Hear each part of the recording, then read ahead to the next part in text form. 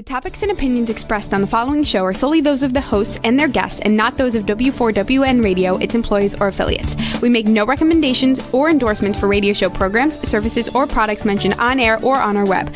No liability, explicit or implied, shall be extended to W4WN Radio, its employees, or affiliates. Any questions or comments should be directed to those show hosts. Thank you for choosing W4WN Radio. This is Beyond Confidence with your host, Divya Parekh. Do you want to live a more fulfilling life? Do you want to live your legacy and achieve your personal, professional, and financial goals? Well, coming up on Divya Parekh's Beyond Confidence, you will hear real stories of leaders, entrepreneurs, and achievers who have stepped into discomfort, shattered their status quo, and are living the life they want. You will learn how relationships are the key to achieving your aspirations and financial goals. Moving your career or business forward does not have to happen at the expense of your personal or family life, or vice versa. Learn more at www.divyaparekh.com, and you can connect with Divya at contact@divyaparekh.com. This is Beyond Confidence, and now here's your host, Divya Parekh. Hello. Good morning, listeners. It's Tuesday, and I'm so thrilled to be here with you because I just love being with you. And thank you to each and every one of you who have got our books, Expert to Influencer and the Entrepreneur's Garden, because partial profits from our book go to kiva.org. And we help women entrepreneurs all across the globe. And here's the best part of it. Not only these books get to help you, they give me the satisfaction and the fulfillment that I'm making an impact in your life, because I guarantee you're going to find wisdom nuggets in both the books that will change your lives forever. And that's why my Expert to Influencer has been on the best-selling list for past 4 years. I know it sounds unbelievable. And I also check. And of course, it goes up and down on the list, but it has been consistently up there.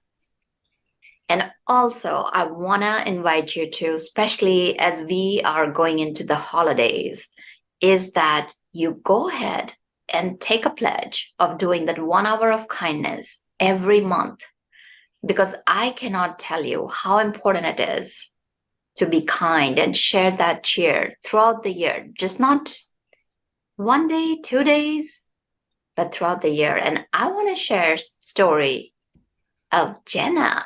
Yes, Jenna, thank you for sending in your story, her kindness story. So she shared that she had gone to Nordstrom and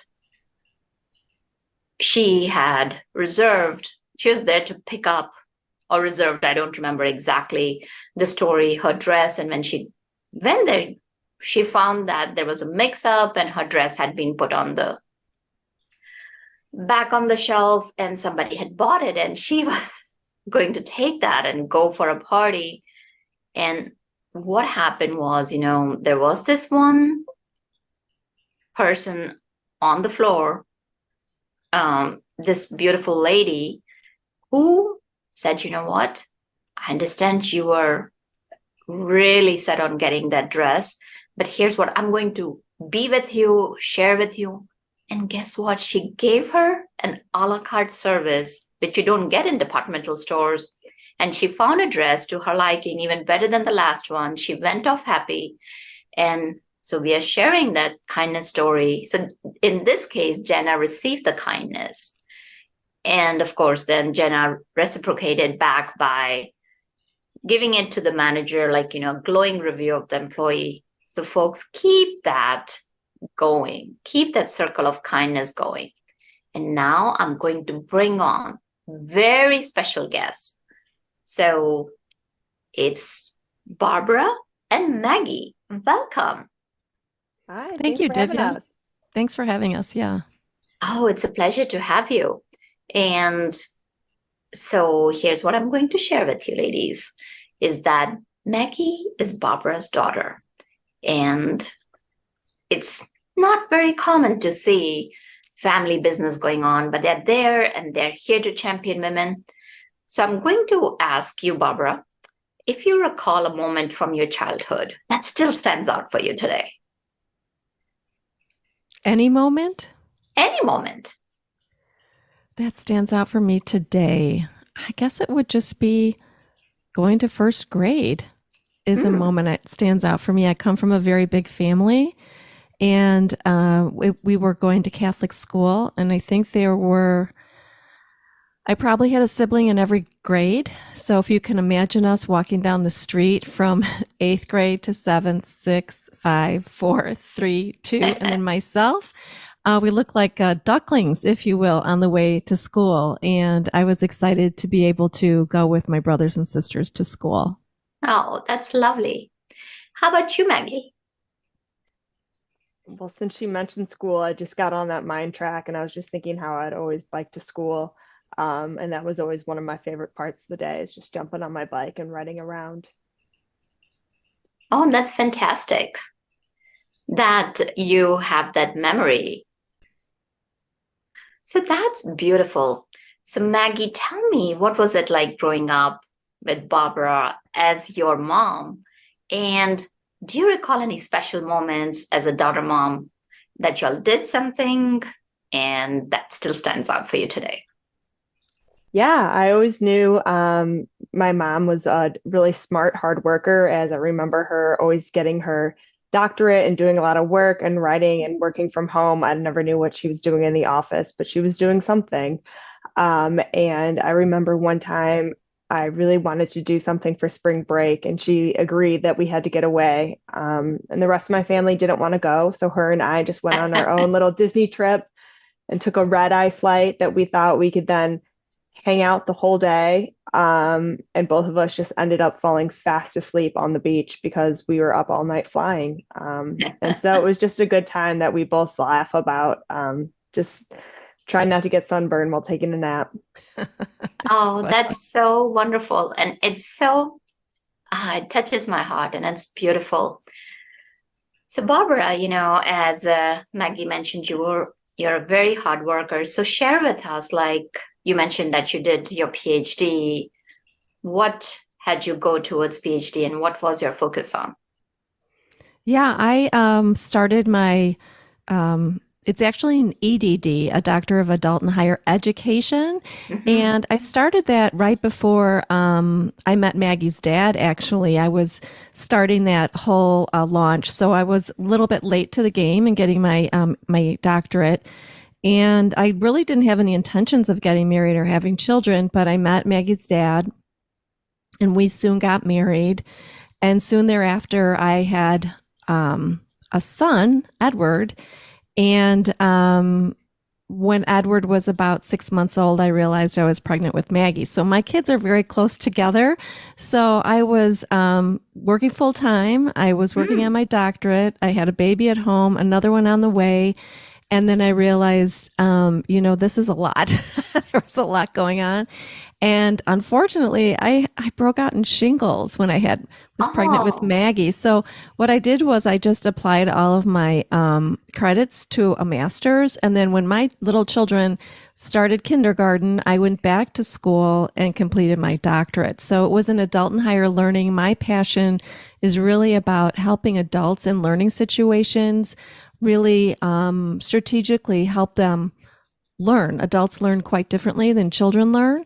And I loved working in the adult situations, and I loved teaching adults and working with adults so that they themselves, I always say, could be more confident and more competent in whatever work it is that they choose to do. That's beautiful. I like that. Confident and competent. So important. So you shared your pathway. How about you, Maggie? Let's see. I started at community college, which was a great experience. Sometimes you don't think it's the best option, but it always turns out to be that way. And then I went to Loyola University and graduated there with my MBA.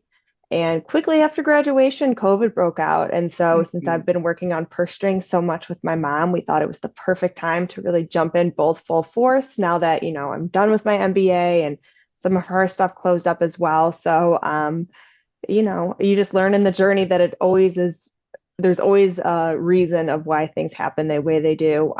And looking back, it definitely did.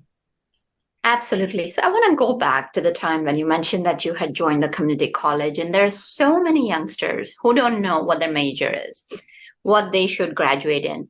And I sincerely believe that community college is such a good way to explore without racking up the student loans. So, how was it that you decided to go that route? Yeah. It was really not a route I wanted to go down originally. I was really planning on that kind of that 4-year experience. And our community college had the initials of CLC. So in high school, it was referred to as the College of Last Chance, which doesn't make things very attractive at any point. But I just didn't feel like I was in the right mental state to kind of go away to a 4-year university, and had some just some things to figure out for myself. And so I took the 4-year route, so I can just kind of live at home, or the community college route, so I could just live at home and kind of take care of myself and start college. And it, of course, just ended up being the best decision. And so from there, Loyola wasn't my original choice 2 years prior, but this time, it was the perfect fit. So like I said, it always works out, and it was some of my best education for sure. That's very powerful, Maggie. So, Barbara, between you and Maggie, so many parents are like, oh, no, no, no, no, no. They are so forceful with their youngsters that you gotta go to college and have that 4-year degree. And how can you not? And they are putting pressure from high school and almost boxing those teenagers and youngsters, and especially young women. They can tend to have insecurity at that age, and they don't know as much. So what would you say from a parent's perspective? And Maggie will come back to you. Well, I actually did not go to a 4-year college right out of high school. I actually moved out of my house and lived on my own for a couple of years.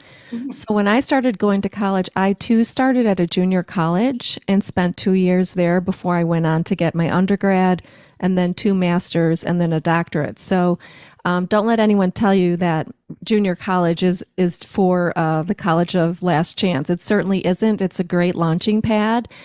Because I didn't have the opportunity to go away to a 4-year college, I really wanted that for both my son, who took well advantage of it, and also for Maggie. But we have to understand that our children are not the same people. They're different people with different needs and different desires, and they were at different places in their lives. And Maggie had some health issues at the time with her tonsils. She had her tonsils out.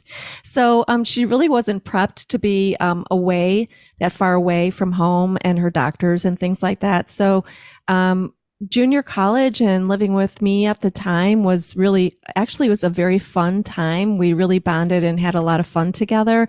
And when she was ready to go to Loyola, we were kind of bummed that, our little, what do we call it? Our little sorority that she and I had together was breaking up. But she moved on to Loyola downtown and had just a wonderful time and went on for her MBA. So like Maggie said, you don't think your plan is what it is at the time, but when you look in hindsight, it was the perfect decision. Mm-hmm. So Maggie, if there were some youngsters thinking about and struggling with that decision, especially when they don't know where they want to go, or may have financial issues, and as you said, college of last chance, and there's some sort of even people look down upon. Yep. Oh, I got admitted to this college. What would you tell them, and how can they just kind of step into that decision, own it, and run with it? Yeah. I mean, looking back now, it's one of those first decisions. You really have to, set yourself apart and stick to your own guns. And so, there's not really, I would just say, it's some of the best education I got, and it was a great experience. And you really don't realize how much money you save until looking back. It's a ton.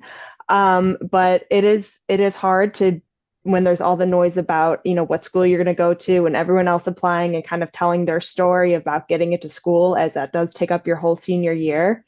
But I would just say it's a great time to start getting to know yourself, and to kind of start this new journey, and, look at the other opportunities that you could take part in your community or in the school. So you're not just sitting at home like you did in high school, but you can start making your own community again. in that new school and just embrace that time that's coming. Absolutely. Really powerful. So Barbara, as you got your so many degrees, as you mentioned, share with us your journey towards Purse Strings and tell us what is Purse Strings about. Sure. So when I was then working, I had my own consulting firm, Provost Consulting, where we created and designed and developed educational content and strategies for financial institutions. So I worked across many, many financial institutions. And in everyone I worked in, Divya, I saw a lot of the same routines. I saw a lot of them were led and, by men. And a lot of the financial professionals were men. Many, it was very rare that I saw a woman or even a woman of color or even a man of color. It was just typically white men. And I saw the processes and procedures and the policies and the products that they were selling, and none of it resonated with me as a woman. And I kept asking management, none of these, the marketing materials, they don't resonate with me. The way they're being sold doesn't resonate with women. Women don't buy in a transactional process. I think we're missing a market. And as much as I said that over the years, I think I was a pioneer in that thinking. They didn't really see it the way I saw it, but I knew that there was something that was missing in the industry, and I knew there was a problem there that needed to be solved. So I went down the path of commissioning a researcher to do a deep dive into how the financial institutions are serving women or not serving women, and if women were prepared for their financial future.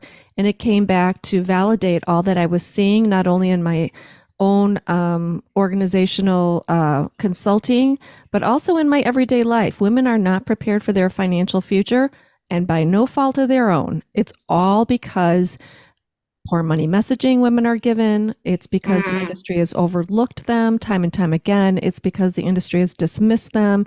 I've heard story after story of women saying, they don't even look at me. They only talk to my husband. Or if I ask a question, they say, don't worry about it, honey. And yet they're just dismissed at every point in turn. So I knew as a doctor of education is power. And so I knew that I could step in and help solve this problem. I asked women what they wanted and what they needed, and that's what we built. So at Purse Strings, we provide women free online tools, resources, information, skills that they can equip themselves with, worksheets to help them really prepare themselves wherever they are in their financial journey. And when they need to make any type of financial investment transaction, they need any assistance, they can use our directory of Purse Strings approved vetted professionals who really are focused on serving a female market. No, that's very powerful. And thank you for sharing everything in detail. So let's dive into different situations. We are going to look at women in different phases in the rest of our show today. So you talk about getting women's financial foundations in order. So let's say a teenager who is usually dependent on parents and she's getting into college. Let's say she's in college. What could she put into place? So by the time she's out of college, that she has some knowledge. And then we will address all the different phases. Sure. I would say women going into college need to have a fundamental understanding of how money works. So what is income? What is money coming into you? What are expenses? What are things that you need to pay for? How much do things cost? I mean, do they have a good, solid understanding? When children go away to college, do they understand what it costs to do your laundry, buy your laundry soap, eat your meals, and to budget for all of that? So what does it mean to really budget and look at money from a standpoint of tracking and really thinking about what are my transportation expenses? What are my living expenses? What are my food expenses? The different categories that takes for us to live on a day-to-day basis. And then how do you use that money in terms of where's the money coming in? Where do I put it? What accounts do I need to have? Are these accounts earning interest? Is it simple interest or compound interest? What are any fees that they're charging me? How much money can I take out at a time? Is there I can only take three withdrawals in a month. So really understanding the different vehicles and the different way that money works and the different ways that you can use money. There's new ways now, Venmo and Zelle we're familiar with. Back in the day, you'd write a check or pay cash. So, those are some of the ways that women going into college should understand the way money works. Definitely a lot of things to consider. And from what it sounds like, based on what you're telling me, is that it would benefit them to have a budget sheet that includes their income and all of that coming. And Maggie, I see you nodding your head. So let's hear your thoughts around that.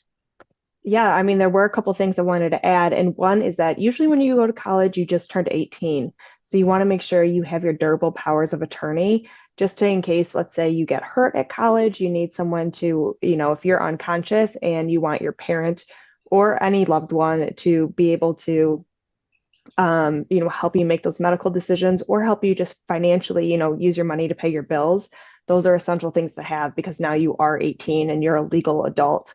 And so that's really when you want to get those documents. And a lot of people don't think about that, as your parents do have access to pay your college tuition, but don't have access to, help you make those healthcare decisions. But that's just kind of how we work here. And then in addition to that is, try to see if you can start boosting up a high yield savings account of, starting with, $1,000 and then 3 and then 6 months of income, just so you can start building that foundational emergency fund, because emergencies happen all the time, especially in college. You never know when something might happen. You need to go somewhere. You need something, you want to make sure you have those funds. Yeah, no, great advice there. So, all right. Let's say we are going to give her the name of Jane. So Jane has graduated now. And as you mentioned, that she may not know everything. She still has, she has done budgeting and all that. And now it happens that she gets a job or she may not have a job. So she may have been on health insurance from her parents. Like so many times what happens is in some insurances, they get cut off at 21 when they turn into adults. Some stay on till 25. So tell us around about that, before she gets her job and now she has graduated. And let's just imagine that she may have some student loans on her shoulders as debt. What would she do to continue building upon this financial foundation? Did you just share my financial foundation? Exactly where I'm at, can totally relate to that story. As being an entrepreneur, Barb gets her health insurance through her husband's work. So I do pay for health insurance out of pocket. So having a great professional to kind of help you pick out the right insurance, understand what those copays are, understand what you can and can't use it for, and different benefits it might have is super essential. Especially getting into details again of being an entrepreneur. Do you need any extra coverage, especially on the work that you do? But then, you do have those student loans. You might want to start investing a little bit. So there are some great financial professionals out there who actually specialize in student loans. So can help you pay them, figure out the best method to pay them down and how to, save for today, save for tomorrow, but also enjoy your life and pay off that debt, because there are so many moving buckets. So there are great professionals who can help you with that. And I know you mentioned one other one that would be a great professional. Well, and it always helps to get a little side hustle. Yeah. Always recommend a good side hustle. Side hustle while you're studying. And I think so most of us have done that. I still remember, doing the TA and doing another job while also doing research. And it's, and sometimes you would feel like, gosh, I just need an hour of sleep. And yet it helps getting that side hustle because it helps you get to know what it is like to make some money, and then you may be paying taxes on it. And so any other advice before we move on to Jane, who has found a job now? I would just say if she can start investing, even 50, Mm, $50 a month, take advantage of where you can do that, either through your employer or just an individual account. Um, $50 a month, just get to the habit, build the account, just get started. absolutely. And especially if you're making money, then having your own Roth IRA, Yeah. because even at a young age, you can invest a certain amount in Roth IRA. And the best part about Roth IRA is that you never get taxed on the money. Mhm. So, okay, Jane has found her job now and she's very happy. And as you mentioned, I want to point out, Maggie, you brought up a really, really important point that it's important to enjoy your life. Mhm. So, yes, you want to invest the money. So, Barbara, can you share with us, like, what does that balance look like? That, okay, I want to go out, I want to buy new outfits, and Hmm. I'm making money. So I want to splurge. And especially, I don't know about y'all, but during my college life, I was counting pennies sometimes, if I had to go buy that. I would be thinking, like, if I'm going and getting that ice cream from Dairy Queen or something like that, is that going to spread out? So now you start making money, and I still remember getting my first pay, like, oh yeah, I'm the richest person in this Yeah. world. So a lot of times I've seen a lot of my clients go just splurge. So how can they create that balance? Yeah, good question. So I will tell you that right when you start your new job, you typically go through an HR department or you fill out a lot of documents at the beginning. And part of those are deductions. So how many deductions are going to be taken out of your paycheck? And we always say people don't realize what the deductions are in your paycheck and how it returns to the taxes that you pay. So you always have to remember if you're single and you're taking, zero deductions or one deductions, how that takes out of your paycheck and how that then in turn, when you're paying your taxes, has to do with your taxes. So if you do get married or have children, deductions are something you need to take a look at. But the other thing is now that you're employed, if you have an employer sponsored healthcare program, you may have to have deductions for that, but not probably as much as typically someone like Maggie would pay, who's paying the whole premium on her own. But you also have your state taxes taken out. If you have state taxes, federal taxes, you're going to have Social Security taken out. So don't be surprised when you get your first paycheck that it's not the amount that you thought it would be coming to you. That's always a surprise. Both of my children came back to me and they were like, wait a minute. I thought I was going to get this amount of money. And then I said, well, this is about being an adult. You have to realize now when you get a paycheck, there's a lot of people dipping into your paycheck and taking their portion. Sometimes on your behalf, sometimes it's something you're paying for, like healthcare. So it's not exactly divisible by one number. There's lots of different pieces and parts to it. And I can't say enough how important it is for people to really understand and take a look at their paycheck and see what their deductions are and how it's working, and that they look at those on a regular basis. Absolutely. Very powerful advice. Maggie, do you have anything to add? Yeah, I would just say, as your income grows, make sure your any donations grow, any investments also grow. And so we just always advertise kind of value-based spending and just, assess everything. Is this, aligned with my values? Is this going to make me be that person I want to be? Is this something that's going to make me a 10? If not, you might want to go to the different direction. If so, or if it's not aligning, you reassess your values. But we find the best ways you increase income and you're doing that budget, do what aligns with your values, because money is just a tool. So that's how we're spreading out that tool. Mm-hmm.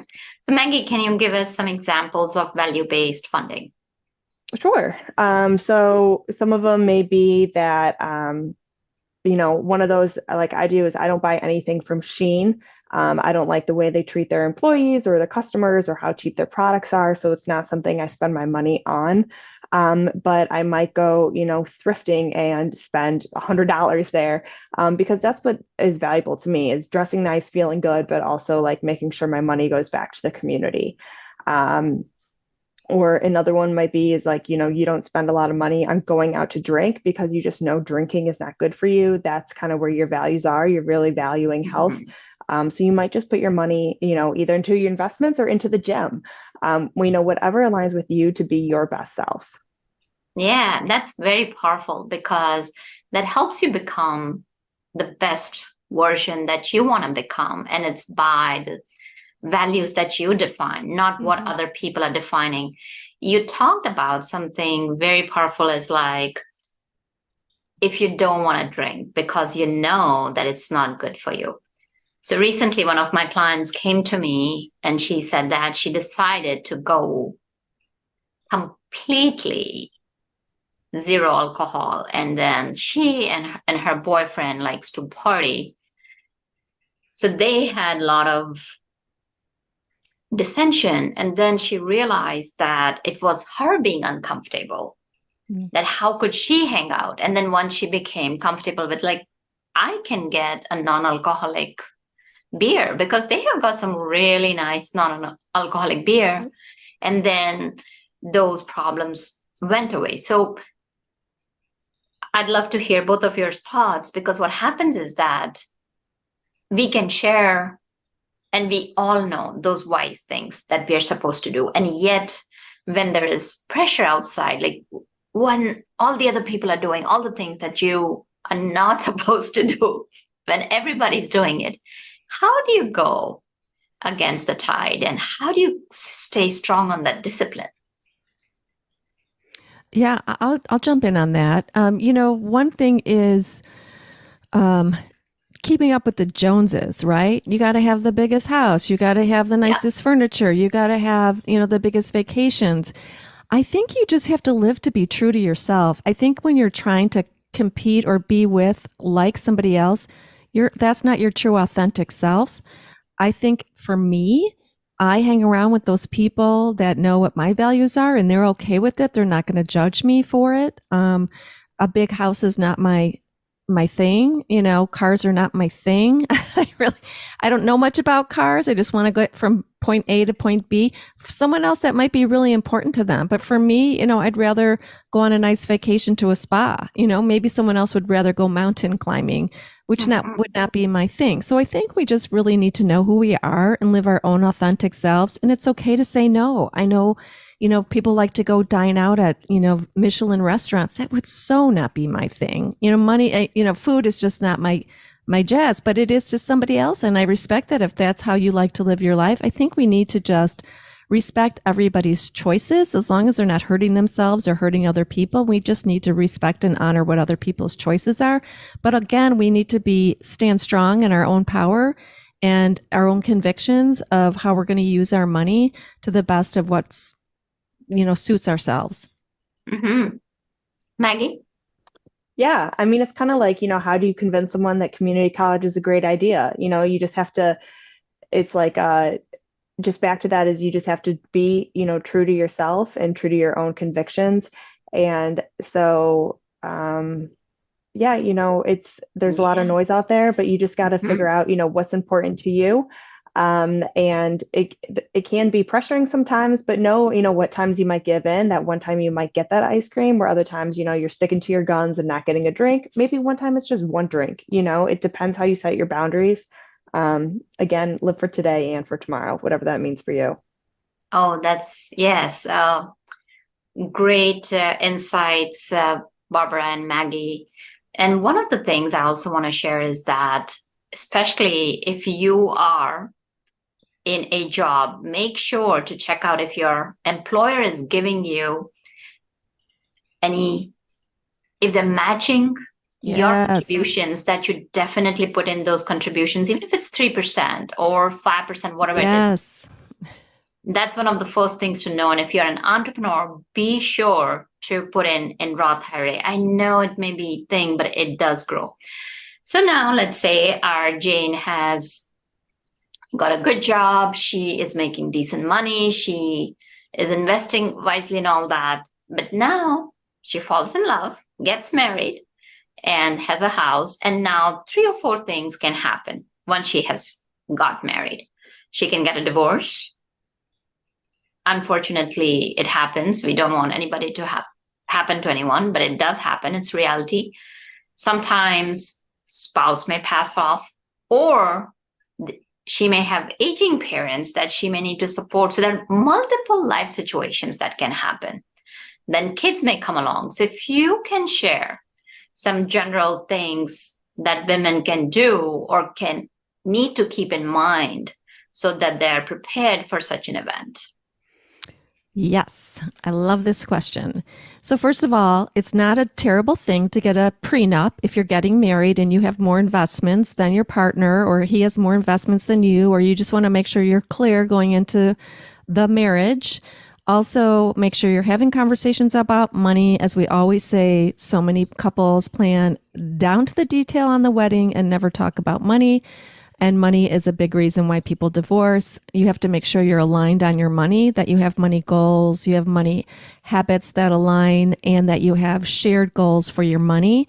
You understand, both of you, where the money is at, what the income is coming in and what the expenses are going out, that you talk about money, that you look at your accounts, that you have a record of who's helping you invest, where the accounts are.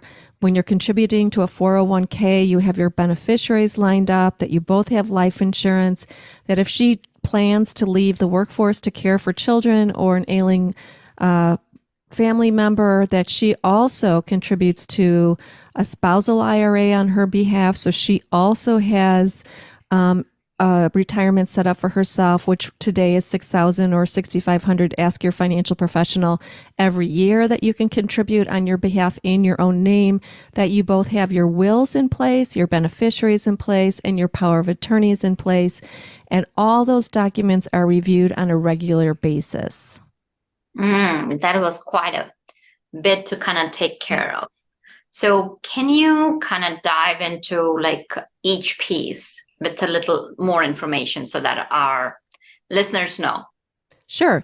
So a prenup, just go to an attorney. That's just a great way to really outline who has what you're bringing into the marriage and how you're going to move about that. Income. You should be having these conversations when you're planning on getting married. Know the income coming in. Know any debts that's coming into the marriage. Someone might come in with a lot of credit card debt, or might come in with some student loan debt. You have to make sure you know all the debt is laid out on the table and there's a plan in place for how that's going to be paid off. You want to make sure you know what the income is coming in, and if there's any changes in employment, what the impact to income is. Let's say your husband wants to go for his MBA and leave the workforce, that you might support him to do that for a couple of years, but know how to adjust to that income. Or maybe you want to leave the workforce because you want to have children and stay at home. That's fine. But know that now, when you were once living on 2 incomes, now you're living on 1. Did your choices on the house that you purchased and the cars that you purchased and all the other assets that you're responsible for now, can they still accommodate the 1 income, plus also provide for you on your retirement? So those are the foundational decisions you need to think about around money, cash flow, income, and investments. But on the legal side, as you're married, prenup, also wills, also powers of attorney on each other for both medical and financial, and then also life insurance on both parties, and knowing the beneficiaries of those and checking all these documents on a regular basis to make sure they're always up to date. So a lot of people talk about not getting life insurances. There are 2 thoughts around it. And I see that y'all recommend getting life insurances. So can you share your thought process behind it? Yeah, I mean, we'd always say, talk to your financial professional for your situation. But typically, if you have children under the age of 18 and a parent passes, you want some of that money to cover, to pay, get your children off to school if you're planning on putting them through college. If you have a house together that, you have that mortgage taken out, you don't want to leave anyone stranded with that mortgage. And so it is, you just don't want to leave your partner stranded. And we've heard so many horror stories. So I would just definitely make sure you're having the conversation if you have children under 18, or, have huge assets that you've taken out, like a home. just so no one is stranded with that, large sum of debt if you passed. And we always say that or life insurance is a love letter to your family because you're not really leaving them stranded.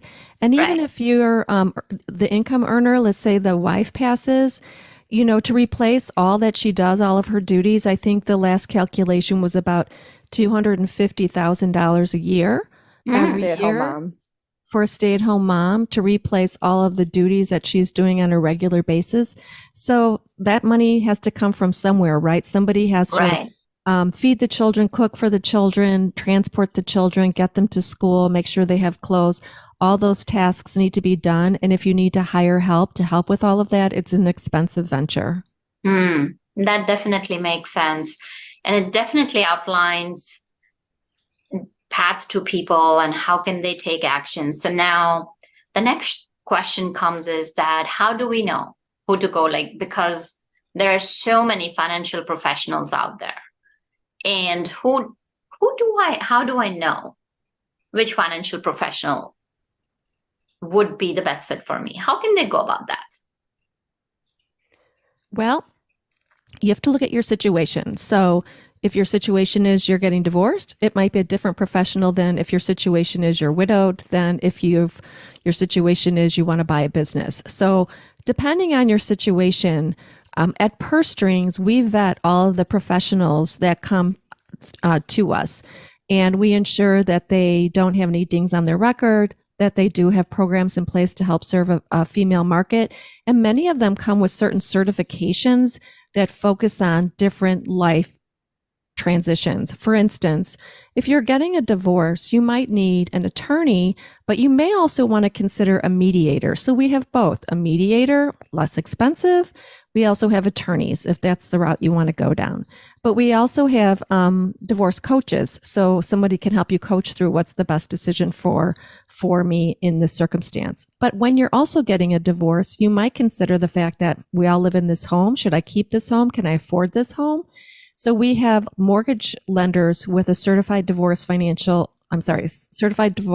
professional designation that can help you look through the terms of your divorce decree to see if that's the best way to either keep the house or sell the house. But also we have financial professionals with a certification of certified divorce financial analysts that can also look at your divorce in terms of the financials, the tax implications, and the future of your investments to see the best way to divvy up the monies. And all of these people, they make up a divorce team. So it's never typically one person that you need. Like your attorney can't do all that for you. You may think they can, they may say they can, but an attorney is really expert in the law. They're not expert in the financials. So what we are giving women is access to all these types of professionals that can come together and help her make the best decisions for her financial future. Some people might say, wow, that's a lot of professionals. How can I afford it? You can't afford not to have them on your team because they will help you make the best financial decisions going forward based on your unique situation. Yeah, no, that's very powerful. So tell us what website they can go to and how does it work once they're there? So all of our professionals can be found at purstrings.co. And so right on the front page are all these little squares. You can kind of click into our directory there and find a professional who can serve in your state. And they're kind of categorized by if you are buying a business or getting divorced or whatever it may be. And then when you look at our website, there's a ton of other free tools and resources. One is like a divorce checklist. One is just a cash flow sheet to figure out where your money is going. And we do have also a family emergency binder, which is over 100 pages, not to sound intimidating, but just a great spot to put all the information of, the information about your life insurance, the information about where all your accounts are and your medical history and all these things that you would need in a family emergency, which is a great way just to start pulling your picture together, see what you got going on, seeing where your gaps are, making sure everything's updated. And if you do all that, put it in a fireproof little bag. So it's always protected for whatever happens in this life of ours. Absolutely. So question for you. If our audience wanted to get in touch either with you, Barbara, or with you, Maggie, what's the best way to get in touch with you? Well, my name is Barb at purstrings.co, and then we have Maggie at purstrings.co, and they can reach us directly on those emails if they want to have a conversation with either one of us. Otherwise, they can go directly to our website at purstrings.co. Well, fantastic. Thank you so much for sharing these insights and helping us make our women's lives better and become financially strong. Because when you're financially independent, it does make for a better life and make for bringing more joy and happiness in our lives. And that's what we like. Mm-hmm. So thank you both, Barb and Maggie, for joining us. Yeah, thank It you for was a having us pleasure to on. I have you. appreciate it. Yeah, thank you, Divya, so much. Absolutely. And so again, thank you. And what I will share is that this was amazing. So really appreciate you both. And listeners, I want to thank each and every one of you for being part of our show, because without you, the show would not be possible. You are the soul of it. Reach out to us. Let us know, how can we help you? And I thank you for voicing your thoughts and feedback with us. Continue doing that. We love it. Love receiving your emails. Share with us how we can make your lives better. Who can we bring so that you can live the life you deserve? And thank you, Juan, for making the show technically possible. So stay strong and be inspired. So until next time, take care and we'll see you. Thank you for being part of Beyond Confidence with your host, Divya Parekh. We hope you have learned more about how to start living the life you want. Each week on Beyond Confidence, you hear stories of real people who have experienced growth by overcoming their fears and building meaningful relationships. During Beyond Confidence, Divya Parekh shares what happened to her when she stepped out of her comfort zone to work directly with people across the globe. She not only coaches people how to form heart connections, but also transform relationships to mutually beneficial partnerships as they strive to live the life they want. If you are ready to live the life you want and leverage your strengths, learn more at www.divyaparekh.com. And you can connect with Divya at contact@divyaparekh.com. We look forward to you joining us next week.